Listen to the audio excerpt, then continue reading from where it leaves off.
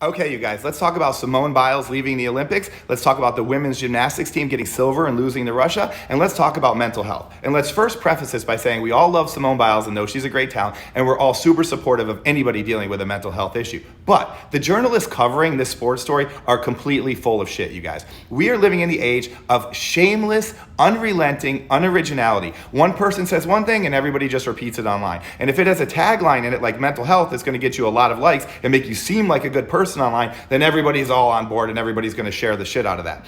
There's literally a journalist for the USA Today named Matt Friedman who said what Simone Biles did was bravery. Fucking bravery? Are you kidding me, Matt? You know what was brave, Matt? When the troops stormed the beaches of Normandy. That was brave. You know what else was brave, Matt? When the Capitol Police defended the Capitol against the rioters. That was brave. You know what else was brave, Matt? When Khashoggi, the journalist, wrote against an authoritative regime. That was brave, Matt. You know what's not brave, Matt? Bailing out of an Olympic competition because you don't feel well mentally. That's not brave. It might be a good decision, it might be a smart decision, but it's not bravery. It's, if anything, the easy and safe way out.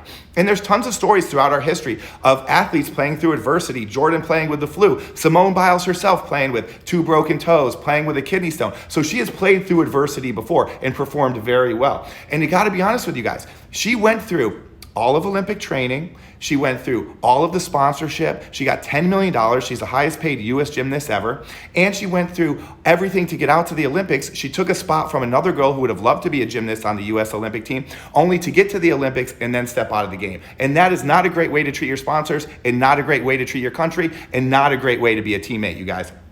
And the honest thing about it, you guys, is this.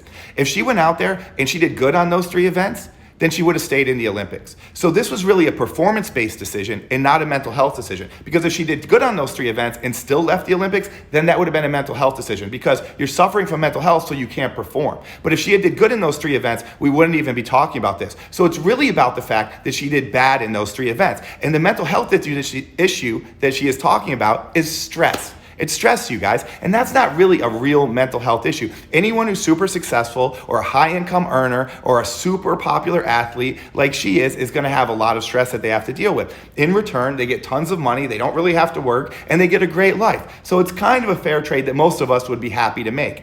And I've got to be honest with you guys.